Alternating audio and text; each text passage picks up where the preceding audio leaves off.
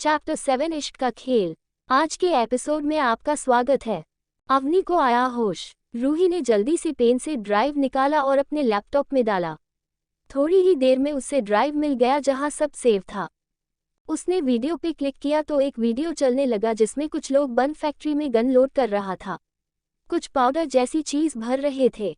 तभी उसमें से एक कुछ कहने ही वाला था कि तभी किसी ने उसके रूम का दरवाजा खटखटाया। रूही ने जल्दी से सब हटाया और उस ड्राइव को फिर से पेन के अंदर डाल दिया। रूही ने जल्दी से अपने बाल खोल के थोड़ा पानी डाल दिया और एक ताविप लेके दरवाजा खोल दिया। जब उसने सामने देखा तो रोहन हाथ में चाय लेके खड़ा था। रोहन ने बिना देख कहा, क्या कर रही थी तू कमरे में और तुझे इतना लेट क्यों हुआ? इस पर रूही ने उसके सर पे मर के बाहर निकलते हुए कहा, पागल है, देख नहीं रहा मैं बाल धो रही थी और तभी तू आ गया। ये सुनकर रोहन ने रूही को देखा तो रूही अपने बाल जाद रही थी। रोहन ने उसके हाथ में चाय दिया और वही सोफे पे बैठ गया। रूही ने एक सिप लिया और अपनी आंख बंद करके हाथ को हवा में हिलाने लगी जैसे कोई गिटार बजा रही थी। रोहन उसको देख के हंसने लगा। रूही ने अपनी चाय पीते हुए ही कहा, दूध खाने के लिए हम बाहर जाके कुछ सामान तो लाना होगा, तो चल जल्दी रेडी हो जा। रोहन ने एक नज़र उससे देखा और कहा, तू नहीं, मैं जा रहा हूँ। इस पर रूही ने चौंक के उससे देखा पर फिर उसने कहा, हाउ स्वीट, चल ठीक है, मैं ये कि आसपास की जगह एक्सप्लोर करके आती हूँ। उसकी इस बात पर रोहन ने अब उससे सीरियस वे में कहा, रूही, न्यूयॉर्क में आज ही यह का सबसे बड़ा माफिया आया है और उन लोग आज यही रहेंगे और मैं तुझे लेके रिस्क नहीं ले सकता, इसलिए आज के दिन तू घर में ही रह।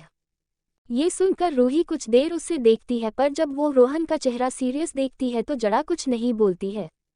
रोहन खड़ा होके जाने ही वाला था कि तभी उसके फ़ोन पर एक मैसेज आया जिससे देखकर उसने किसी को फ़ोन किया और कुछ देर बाद रूही के पास आके कहा, रूही मैं आज लेट आऊँगा तो प्लीज़ आज कुछ बाहर से ऑर्डर दे देना। उद्धरण चिन्ह। ये सुन रूही ने उससे पूछा, पर हुआ क्या है जो तू लेट आएगा?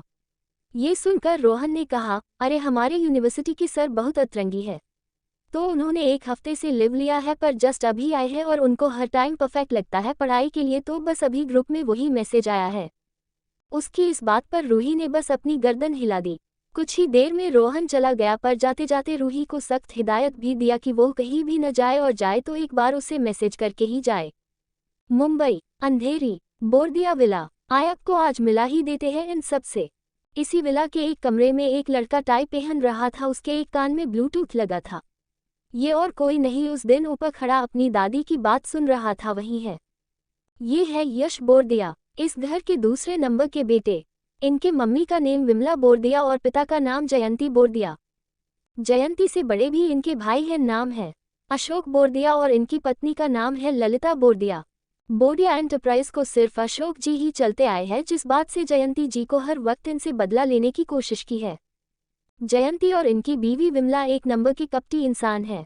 इन्होंने बचपन से यश का ब्रेन वॉश किया था, जिस वजह से ये कभी इस घर के बड़े बेटे को पसंद नहीं करते थे।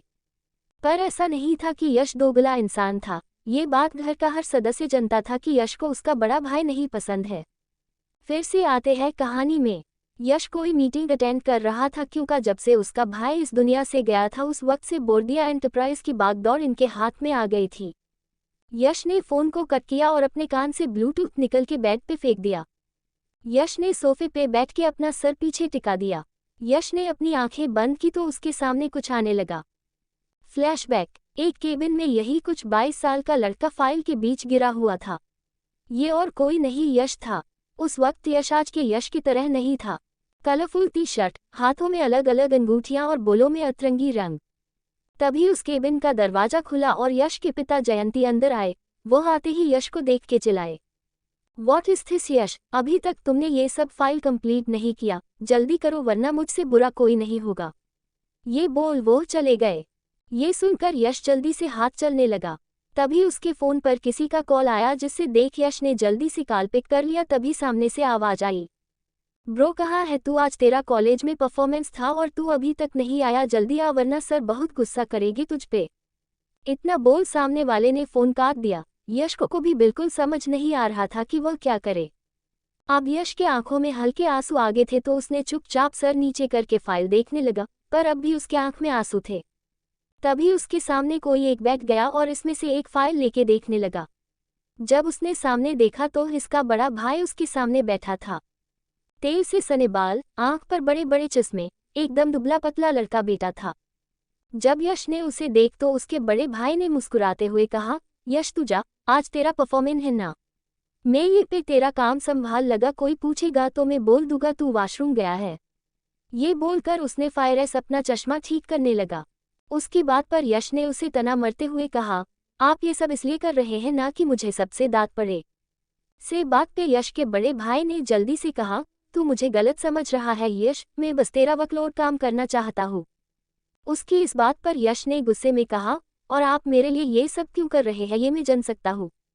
इस पे यश के भाई ने फिर से फाइल में अपनी नज़र करते हुए कहा, एक बार तू बिजनेस में घुस गया ना तो फिर तेरे पास टाइम नहीं रहेगा और मैं ये नहीं चाहता, इसलिए तू जा, तेरा बड़ा भाई सब संभाल लेगा।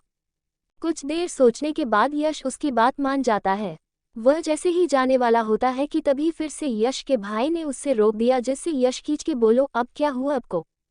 ये ले कुछ पैसे रख ले, मैंने देखा था चाचू ने तुझसे पैसे ले लिए थे, और ये कार की चाबी ध्यान से जाना। अपना हाथ आगे करते हुए उसके भाई ने उससे पैसे और चाबी दे दी।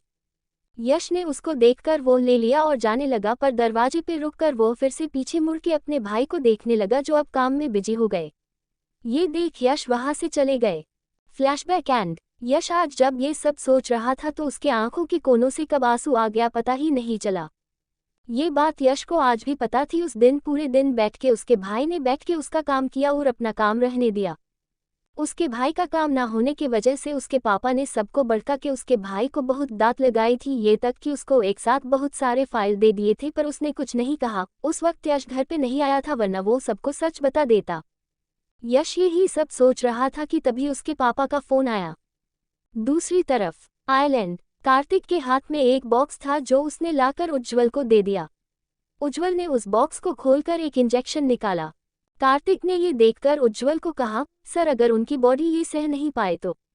उसकी इस बात पर उज्ज्वल ने उससे एक नज़र देखा, जिससे कार्तिक थोड़ा डर गया। उज्ज्वल अब उस कमरे की तरफ भाग गया जहां उस लड़की को रखा था। उज्ज्वल ने दरवाजा खोलकर अंदर गया तो देख कि एक लड़की बेजान बिस्तर पर लेटी है।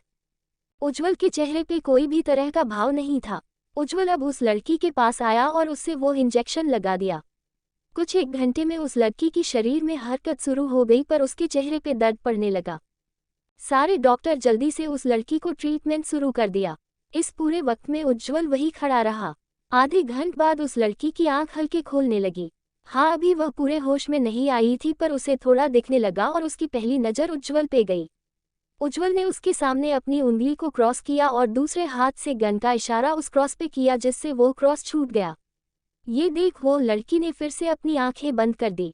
आज की कहानी सुनकर अच्छा लगा हो तो चैनल सब्सक्राइब करना ना भूले और वीडियो को लाइक करके कमेंट करें।